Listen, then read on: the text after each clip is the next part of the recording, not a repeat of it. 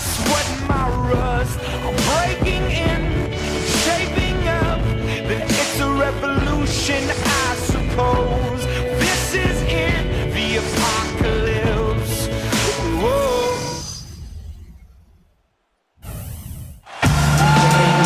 We're here in New York City. What a terrific view of the Manhattan skyline. Well, we can finally say it. The NBA regular season is about to get underway. And here at 2K Sports, we couldn't be happier. Hi, everyone. This is Kevin Harlan. Joining me in the booth, as always, Clark Kellogg and Steve Kerr. And tipping off the NBA season, here are the starting lineups. First for Milwaukee, Sessions out there with Mayo. And inside, a kinetic shot blocker rebounder out of Virginia Commonwealth, Larry Sanders. Then there's Carlos Delfino. And it's Ilyasova in at the 4 slot. And looking at the Knicks, Felton is out there with DeMar Shumpert.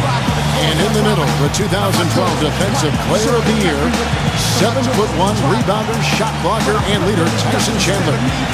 Then it's Anthony, and it's Bargnani in at the 4. You know, the Bucks were the last team to make it into the Eastern Conference playoffs, and part of the reason that happened was because they didn't really do well against the rest of the conference.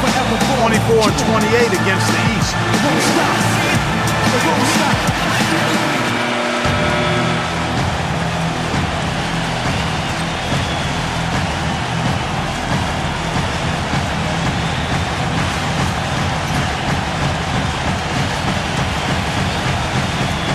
Clark, as you were saying, the rest of the Eastern Conference got the better of the Bucks. Had they been a little tougher against some of the lesser teams in their own conference, they might not have had to deal with the Heat in the first round of last year's playoffs.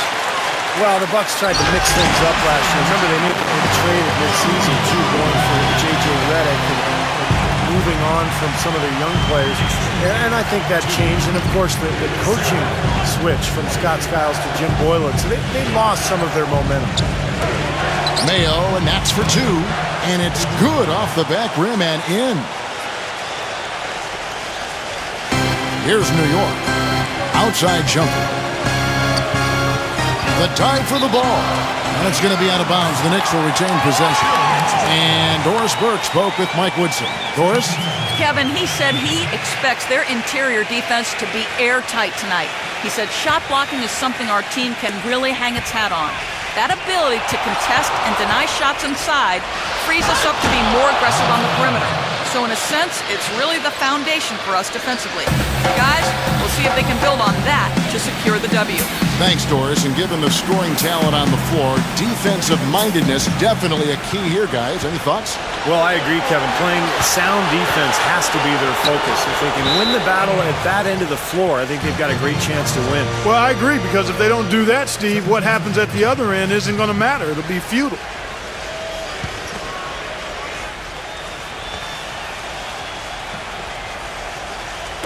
We're about 1 minute into the first. And Ilyasova kicks to Sanders. And he takes that one up and powers it through.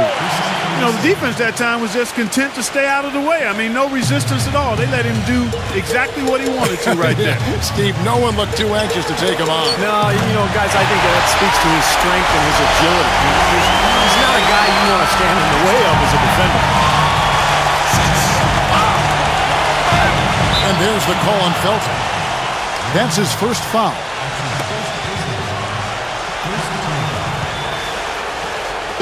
And so it's Milwaukee now. Stolen by Bargnani.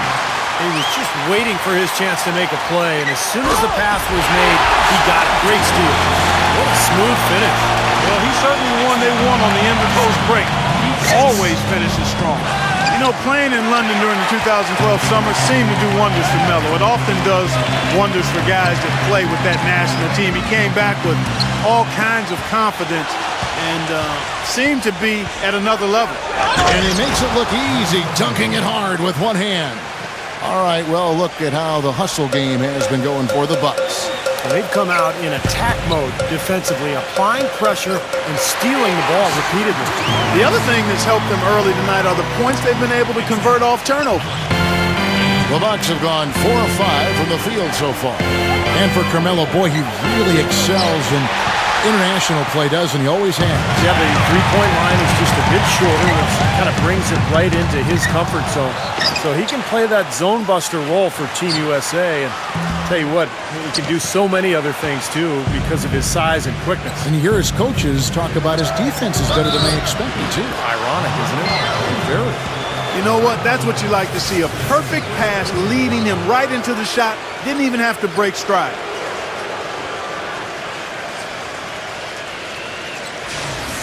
Well, Delfino's a good player, Kevin. He's not somebody you think of when you think, oh, you know, can he take over a game? But he's pretty explosive offensively. And he's a guy who, if you fall asleep on him, he's going to score. He'll find some shots from deep and also driving to the basket. Right, from deep, and from deep on the baseline, too. You put him down in the corner, and he just doesn't miss. Tremendous stuff from a guy, Clark, we think more of for his passing. Yeah, but he's got tremendous leaping ability and a surplus supply, too.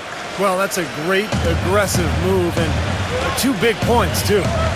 A lot of high hopes for the Knicks in last year's playoffs. They started off so hot, but then let the series against Boston drag on, and eventually went to 7 games, and they fell to the Pacers in the second round after that.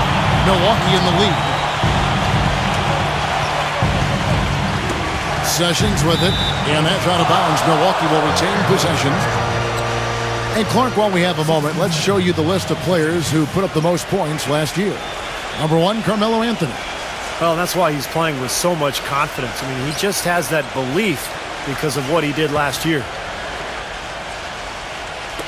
And first quarter, we're about 3.5 minutes in. Ilyasova inside the line, and Shumpert pulls it down.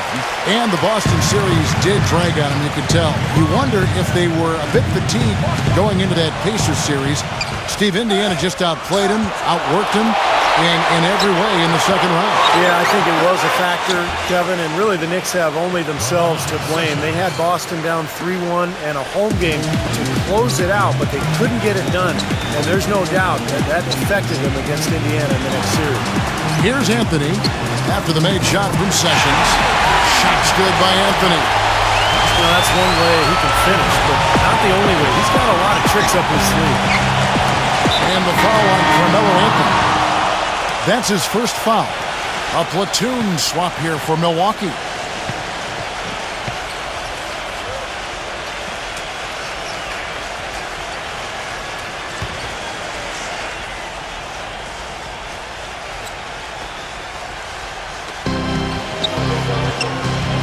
Here's Walters.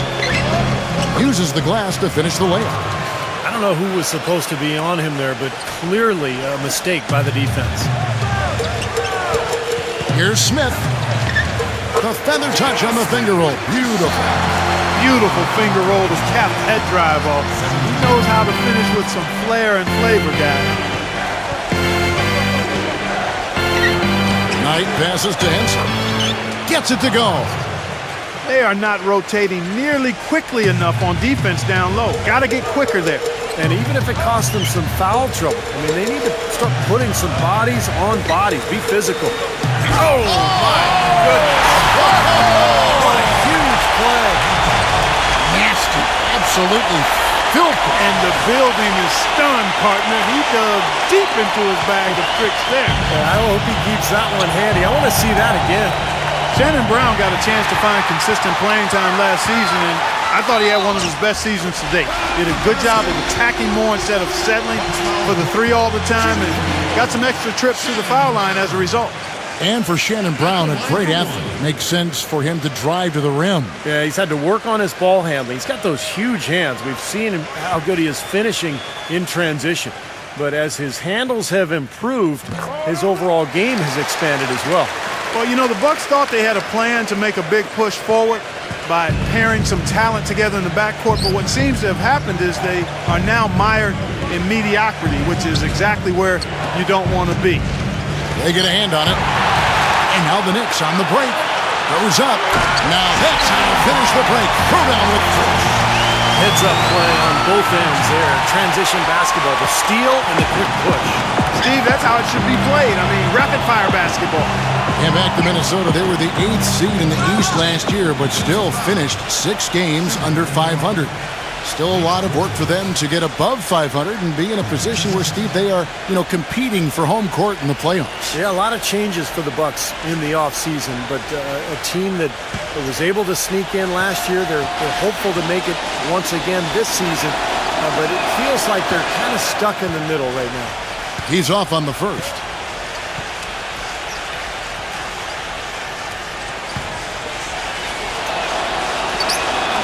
He hits the second from the line. The Knicks leading by 4.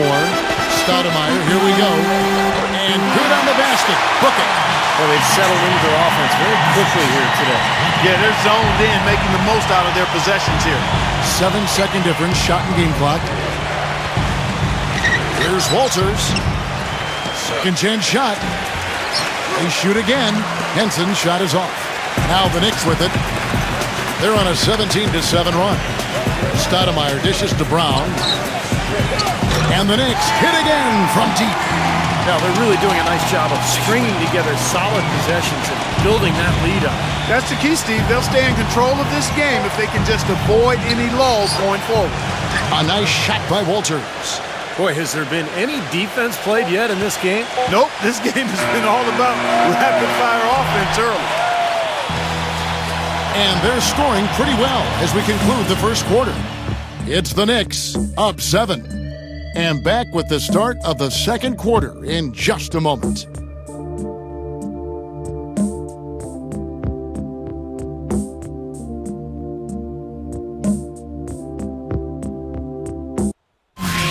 It's a Halloween broadcast of the NBA. Stephen Curry and the Golden State Warriors take on Chris Paul and the Los Angeles Clippers. Hoops, action,